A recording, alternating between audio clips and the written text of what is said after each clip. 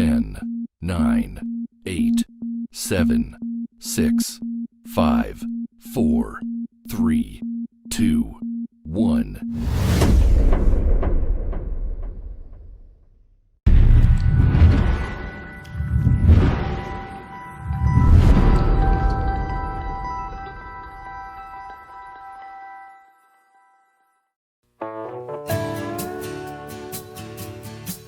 Say there ain't much conversation when I'm 3 sheets to the wind, and your needs are needing so much more than broken promises again. Hi and welcome to Dax Chats. In this episode, I speak to a multi-talented person from Canada.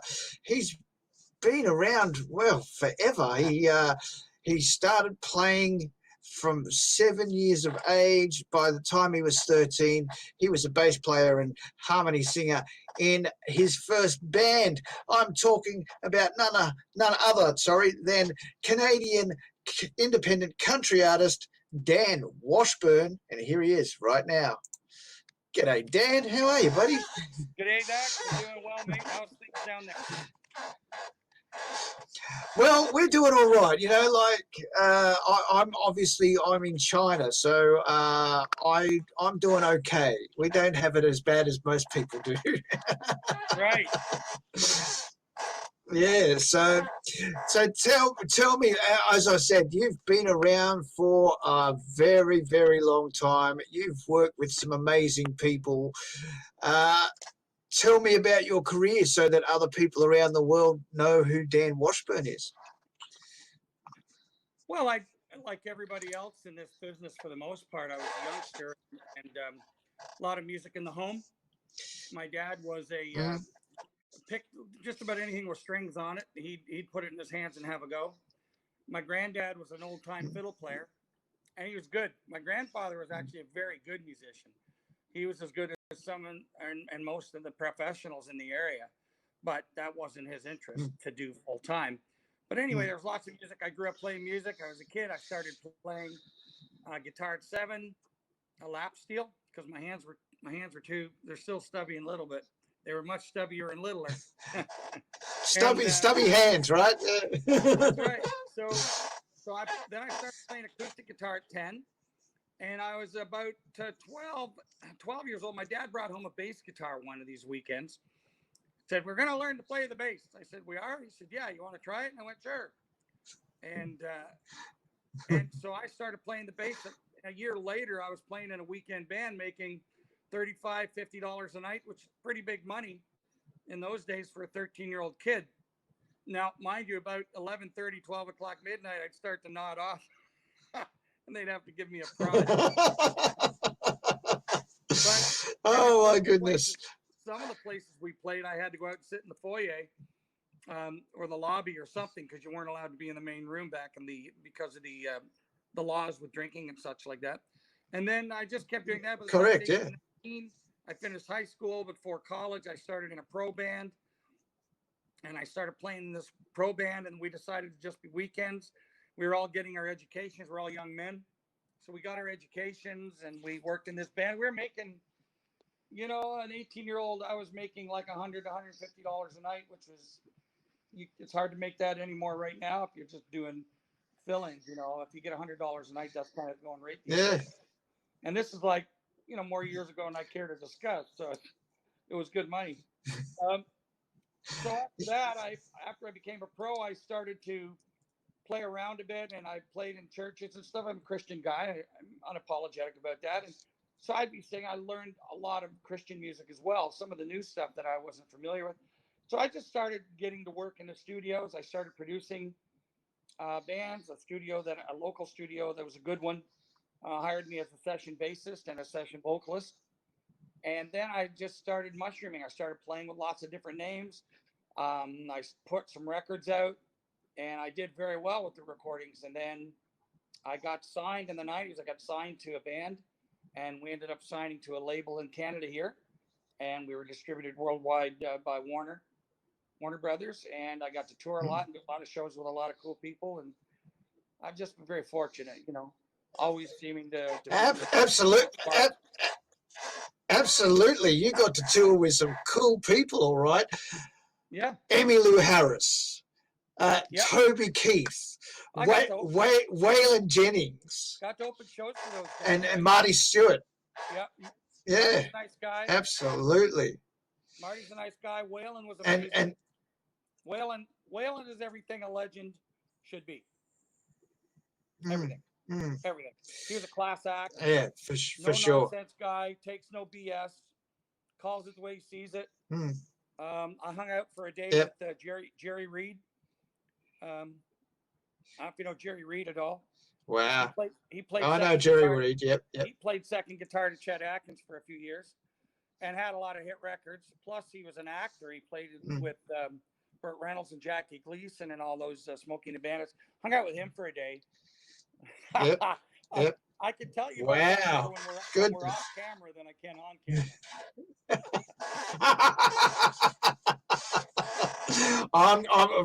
We'll talk later.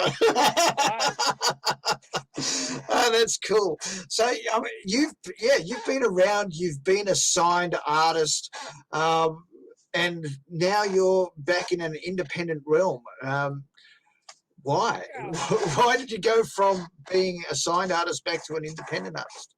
Well, what happened is I went for a number of years.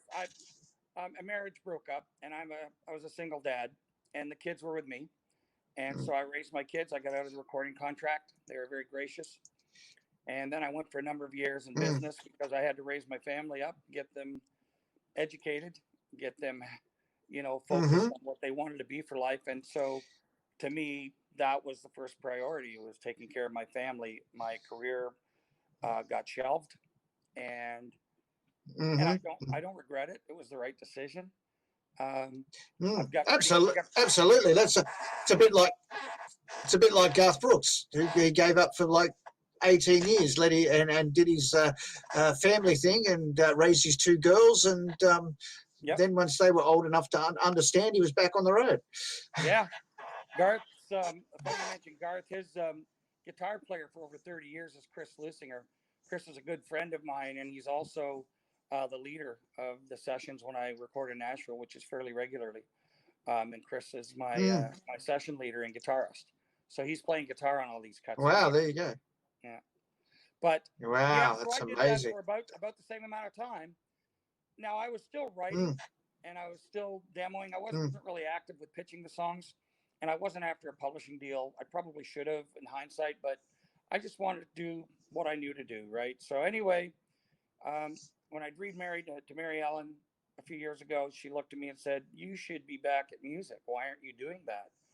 And I went, "Well, I didn't think we could afford to do that. I mean, I make a really good living, in business. I had a company, a kitchen company. I'm pretty handy with making cabinets and things like that and woodworking." And she said, my wife's a doctor, and she just looked at me and she said, "Yeah, we can do this. Just, you should be doing that." And so she's very supportive, and she basically kicked my butt and said, "You need to get back down to Nashville, see if your contacts, who's you got." So we were on our way to Nashville when she's telling me all this. And so I made a call into Chris, and I said, "Chris, can we put a session?" So anyway, on the way to Nashville 5 years ago, about right now, just over 5 years ago, I have a session booked in Nashville. All the best of the best for players, the people that I wanted, and I had no songs to record. So, but I had a week to get ready. So I did some writing, and I was meeting with a couple of writers. I met with Kim Tribble, who's an award-winning writer down there. Kim and I hammered out a couple of his songs, and then I hammered one out, and so I went in with 3 songs and started recording. Within a few months, I'd been recording, I don't know, probably every other trip, and I was making a trip every 6 weeks or so. In about a year, I had a publisher came out with some of the people that I co-write with in Nashville. I networked a little bit, and I did a couple of gigs down there, songwriters workshops, and people that I wrote with brought a publisher out. I didn't know he was a publisher. I just knew he was a friend of theirs, and he basically on the spot signed me and said, "This is what I'd like to do. I'd like to rep your whole catalog." And so I got connected with Scott Pascal down there, and mm. he started pitching songs. I got busier, and then of course I've got some better co-writes. I'm writing with like people like Benita Hill, who writes for and with Garth, um, and Kim Tribble as well, Sam Gay, Templeton Thompson, Benita Hills, and John Scott Sherrill, who's also an award-winning writer. So Wow. there I'm writing with all of these heavyweights Wow. the last few years, and so I'm Mm. I'm writing and pitching songs. I got a publisher slinging my songs for me, and I started putting songs out, and radio got responsive, and well, things like this started to happen, where you started Yeah, getting lots of interviews, and that's right. I'm doing well, having a That's lot of right. fun. So your latest single that's on the Country Thunder Network is "I'll Have to Drink About That." Tell us the story of the song. Well, a buddy of mine just literally down the road, like 20 minutes from me, is an award-winning writer in Canada, Brett McNall. He's a Mm. guitar luthier. I mean, he works on guitars for a living, really good at it, and he's Mm. written a lot of songs in his day. He's a good singer in his own right. He said, "I got this idea." I said, "Yeah." He said, "I'll have to drink about that." And I went, I thought about it. I went, "That's a kick-ass title, buddy." And he said, "Well, I've got some ideas for it. You want to write it?" I went, "Yeah." A few days later, he comes out. We did soup and a sandwich and a beer, and we sat down and wrote this song in about 2.5 hours. We had a lot of fun with it, and I went into the studio and just did a guitar vocal, like a vocal and guitar, just straight up, nothing flashy. Yep. Played it back, listened to it, and I went, "Man, that the band will kill this." So my next trip to Nashville, Mm. which was this past March, just before they locked everything up because of COVID, I went in the studio and I ended up recording 7 songs, and we liked Mm. how it's come out, and so I decided this is going to be the next single. It's a lot of fun. It's a fun song. It is. It is. I love it. It's a great song, and it's had a little bit of chart success on my charts. I know that you vote for it yourself, because I actually get to see who's voting. I think my wife did, yeah. And Yeah. You got to do it every week, otherwise it doesn't stay there. yeah.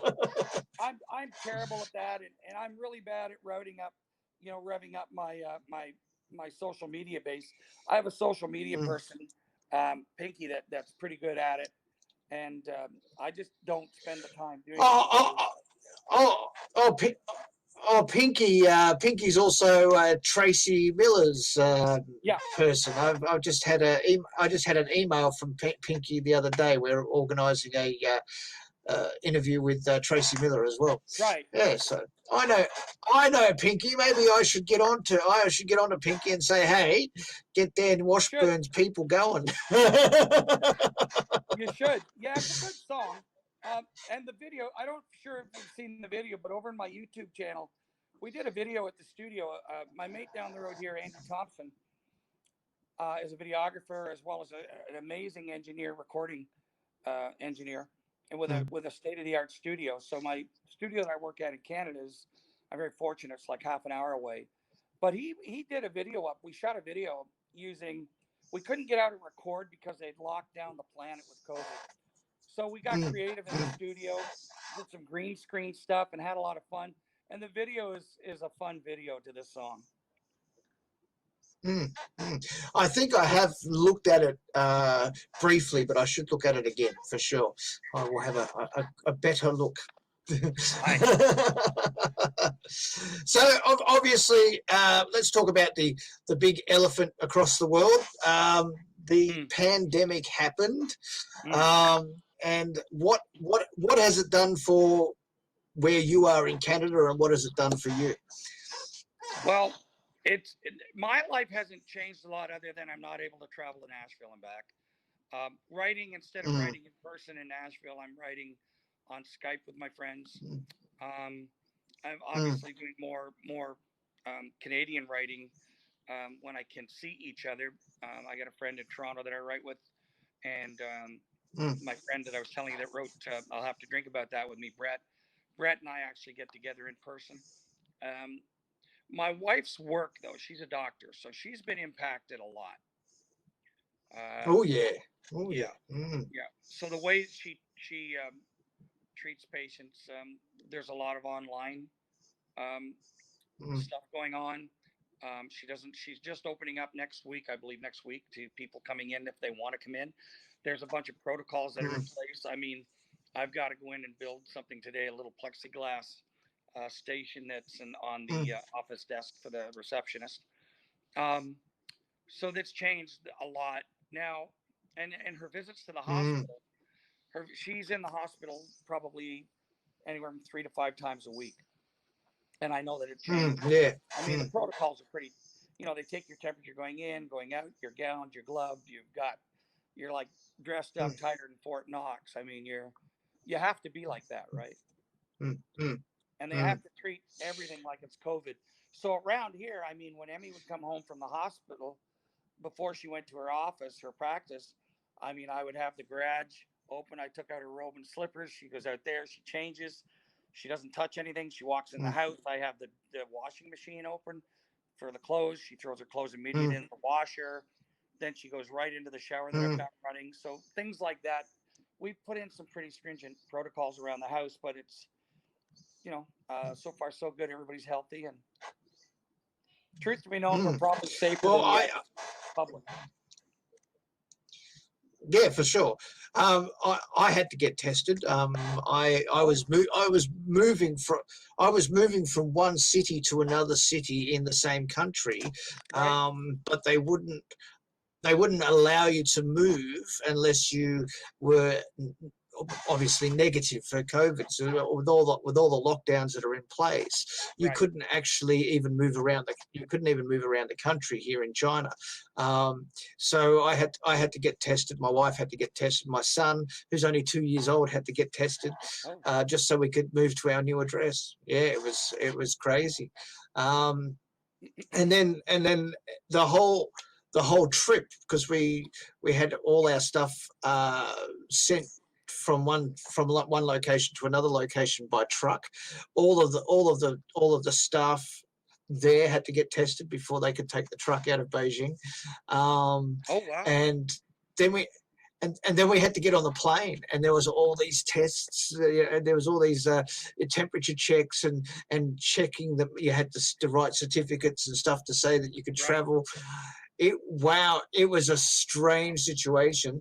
And then I couldn't believe how many people were actually on the plane. I was like, wow, you go through all these tests and the plane was just chock-a-block full because so many flights have been cancelled. So instead of having 17 flights to the same city every day, you've got 2 flights to the same city, so they just pack you in like sardines, and you're wearing masks all the way. Must be pretty intense. It is, and I'm sure it's pretty intense in other places of the world too. I mean, I really don't understand what's going on with America. I can't say what's happening there, but I know that in Australia, in my home country, they're they've locked borders between states. Like you can't travel between states now, Right. and some states are coming back online, and yeah, it's In a the US, huge thing. there's hot spots. I know that New York, of course, was the worst. That was the hardest hit. It was Yep, really yep, bad. But I mean, they did some pretty yep. stupid stuff too. I mean, they sent people with COVID to nursing homes at the early stages, which is like the absolute worst Mm, thing you could do. So I think it just kind of mm, burned through that yep, that's right. population very quickly, and it's kind of once it burns Mm, through, what I'm hearing and reading and what Emmy and I have been talking about, it's you start to develop this basically a herd immunity. It's just once it's burned through the population, them that are going to have trouble with it if they get it. I mean, they get it, and it's a problem, and then it's gone. I mm, mean, I want to get tested for me. I think I might shortly after I got back from Nashville, about 2 weeks later. I was sick for a couple mm, of days, but nothing serious. But mm, I always wondered in the back of my head if could that have been it. mm, mm. I don't know. Yeah, well, that's right. Could it have been it? You never know. And I've seen, and I've talked to people. Like I talked to an artist in Nashville the other day, and she was saying that, you know, the regulations in Nashville at the moment are that you have to wear a mask if you're on the street. And she said that there was a video taken a week or so ago when these restrictions came in, and 1 or 2 people out of a bunch of people that are on the street were wearing masks. And it's like people are just not following anything because they believe in their own freedoms and their own rights. And, you know, you don't have to do all this, you know. It's like, and the same things happen in Australia. People are just not following the rules, and now it's in one state it's gone crazy, and in another state it's coming back. So I just don't know. I think basically, if you're under the age of, 60, 65, and you're healthy, you're going to be okay for the most part. I mean, if you look at the science of it all, we have to protect our elderly with this, and elderly, anybody that's already got underlying health issues. That's we have to really protect them. And you're right. If there's a protocol in place that says wear a mask, put on the damn mask. I mean, that's right. It's exactly right. Just do it. I mean, start trusting and listening to our health officials. And yeah, I think they're being overly cautious. But guess what? This has killed a lot of people. So it has. Okay, what do we got now? We've got What? over 500,000 people dead across the world, and 14.5 million people infected across the world. So it's pretty huge. Now the good news. I mean, it's not the Spanish plague, so it's not the Spanish flu that killed 50 million people, but you know. But the good news is that the ratio, the death ratio is dropping all the time, which means it's not quite as lethal as we first thought, which is great news. Not as many people dying, but lots of people positive with it, and there's a lot of people that are asymptomatic, which is also very good news. And then they're finding that there's a lot of people that already had it. Didn't know. Again, good news. Well, but that's a cause for concern in itself, because asymptomatic people don't know they have it, but they're also spreading it. So yeah. And that's why you wear the bloody mask. That's right. Yeah, that's right. That's right. So everybody should be wearing masks. There's no two ways about it, because, you know, if I had it and I didn't know I had it, I could be infecting my whole family. Yeah. So wearing the mask is preventing other people from getting it. It's not going to stop. That's. Do you know what I mean? If you've got it, and you were asymptomatic. Correct. And they're also, the science on the mask, their best guesses now is 35 to 40% effective. So I'll take that. I'll wear the mask for that. Yep, for sure. Absolutely. Well, mate, I tell you what, it's been really great talking to you, but it's like almost time for my bedtime. So you have a wonderful day. Thank you for joining me on Dax Chats, and I hope to speak to you again when your new single comes out. We've got one in the works, ready to get out there very soon, Dax. So thanks, mate.